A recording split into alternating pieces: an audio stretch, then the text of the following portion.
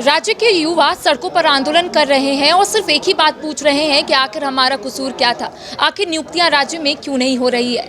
आज इसी पर बातचीत करने के लिए हमारे साथ मौजूद है बड़कागांव विधायक अंबा प्रसाद। बातचीत करेंगे कि झारखंड के युवा सिर्फ एक ही बात पूछ रहे हैं कि आखिर हमारा कसूर क्या था। क्या हमारा कसूर ये है कि हम झारखंड राज्य में जन्म लिए? क्योंकि यहाँ पर जितनी भी वैकेंसी आती है कहीं ना कहीं विवादों में ही रह जाती है और युवा जो है जो सपना लिए आगे बढ़ रहे हैं वो सपना कहीं ना कहीं टूटता हुआ उन्हें नजर आता है।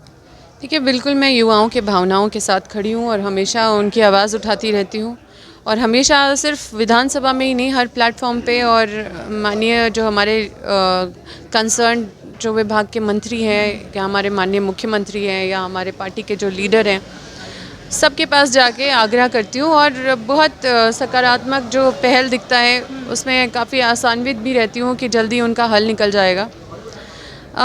दुख का बात तो बिल्कुल है, क्योंकि लंबे समय से जब झारखंड का जब जन्म हुआ तब से ही यहाँ पे एक मजबूत नींव नहीं रखी गई और तब से ही युवा कभी कॉन्फिडेंस के साथ कभी कोई एग्ज़ाम नहीं दे पाए। हमेशा उनको लगा पता नहीं रिज़ल्ट निकलेगा कि नहीं, लेकिन इन सब चीज़ों पे विराम लगाने का समय आ चुका है और हमारी सरकार ने कार्रवाई तो की और अभी आचार संहिता से पहले जितनी भी विसंगति है सबको दूर करके, जो भी पेंडेंसी है उसको दूर करके, जो पेपर लीक का मामला सामने आया है उस पर तुरंत फिर से री एग्ज़ाम करा के और अब बिल्कुल स्ट्रिक्टली इन सब चीज़ों को और भी ज़्यादा हम लोग और माननीय मुख्यमंत्री जी भी गंभीरता दिखाएं। हमारी पार्टी के लीडरशिप की तरफ से भी आया है कि ये जो बीमारी है झारखंड में बार बार जो देखने को मिला है, ये ऐसी नहीं है कि ये पहली बार हुई है झारखंड में।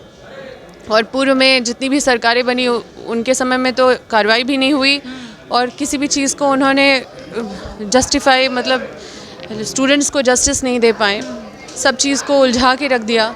तो चीज़ों को सुलझाने में सरकार का बहुत समय व्यर्थ में गया और कोविड का भी टाइम था और बहुत सारा चैलेंजेस था। माननीय मुख्यमंत्री जी बार बार उनको परेशान किया जा रहा था, तो जब किसी हम मुखिया को ही परेशान किया जाएगा या घर के ही मुखिया परेशान रहेंगे तो घर में भी बहुत सारा काम बाधित हो जाता है। लेकिन अंबा जी, आपको क्या लगता है कि नीतियां अच्छे से नहीं बन पाती जिस वजह से यहाँ के अभ्यर्थी युवा परेशान रहते हैं? आपने देखा 8 साल के बाद सीजीएल की परीक्षा आयोजित हुई और उसमें सामने आया कि पेपर लीक हो गया, तो आपको लगता है कि नीतियाँ अच्छे से बननी चाहिए? देखिए, 8 साल के बाद कई एग्ज़ाम, 10 साल के बाद और कई एग्ज़ाम कई एक सालों, हमको लगता है अभी तक एग्ज़ाम भी झारखंड नहीं देखा, ऐसे विभाग का एग्ज़ाम पेंडिंग है।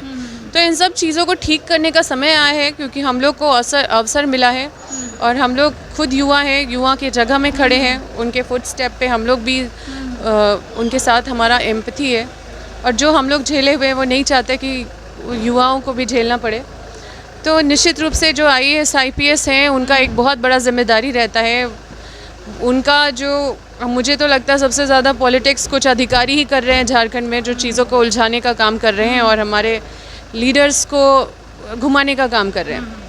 लेकिन उनको पकड़ने का ज़रूरत है। हम उनके हर बात पे सहमत ना हो जाए, हर चीज़ को वेरीफाई करें, उसके बाद आगे बढ़े तो निश्चित रूप से चीज़ें बदलेंगी। युवा विधायक है और झारखंड के युवाओं को आपसे काफ़ी उम्मीद है। सिर्फ वो लोग यही पूछते हैं कि अंबा प्रसाद से पूछिए कि आखिर सरकार क्या करने वाली है। तो क्या सरकार आने वाले समय में नियुक्तियों का रास्ता साफ करेगी? क्या रोजगार का रास्ता साफ करेगी? सवाल यही है।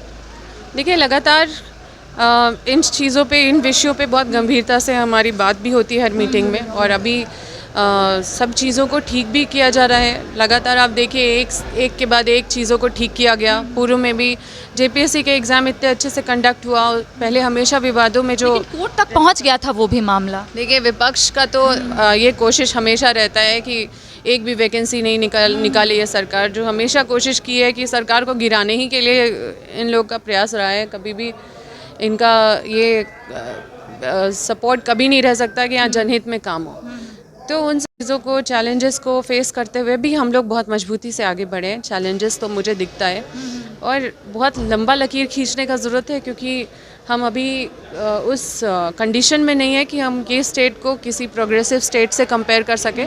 और निश्चित रूप से बहुत ज़्यादा वंचित हुए हैं यहाँ पे स्टूडेंट्स, जिसको कंपनसेट करने के लिए बहुत गंभीर और बहुत ही, मतलब बहुत ज़्यादा इसको अलग से देखने की ज़रूरत है और काफ़ी समय इसमें लगेगा चीज़ों को उस जगह पे पहुंचाने के लिए, और वो तभी पहुंचेगा जब लगातार कंटिन्यूअस एफर्ट इसमें पड़ेगा। अच्छा, अम्बा प्रसाद का छोटा सा कोई संदेश युवाओं के लिए?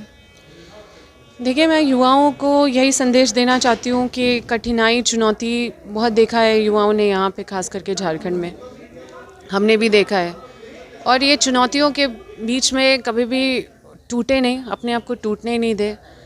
हम लोग हैं युवाओं के साथ, और हम लोग हर संभव अपने तरफ से 100% प्रयास करेंगे कि युवाओं को जहाँ भी दिक्कत हो रहा है वहाँ पे जाके खड़े होने का। लेकिन हार्ड वर्क का कोई दूसरा ऑल्टरनेट कुछ नहीं होता है, हार्ड वर्क करना ही पड़ेगा, बिना हार्ड वर्क का कोई मंजिल नहीं मिलता है। इसलिए टाइम को यूटिलाइज़ करें, मेहनत करें, और जो भी सपना है, कुछ भी, कोई भी रास्ता कठिन नहीं होता, बस मेहनत करने से आदमी कोई भी पहुंच सकता है शिखर तक। मेरी शुभकामनाएं सभी स्टूडेंट के साथ हैं। धन्यवाद। तो देखिए, इस वक्त हमारे साथ बड़कागांव विधायक अम्बा प्रसाद मौजूद थी। जिस तरीके से राज्य में युवा जो है परेशान है, सिर्फ एक ही बात पूछ रहे हैं कि आखिर सरकार रोजगार का रास्ता कब साफ करेगी। तो अम्बा प्रसाद ने कहा है कि इसको लेकर सरकार गंभीर है, और हर बार जब भी बैठक होती है तो अम्बा प्रसाद अपनी बातों को सरकार तक पहुँचाने की कोशिश करती है, तमाम चीज़ों को उनके समक्ष रखने की कोशिश करती है कि आखिर राज्य के युवा कितने परेशान हैं। साथ ही इन्होंने एक संदेश दिया है कि जितने भी अभ्यर्थी जो परेशान हैं, परेशान ना हो, हम लोग आपके साथ हैं। फिलहाल मुझे और सहयोगी राज बल्लभ को दे इजाज़त। नमस्कार।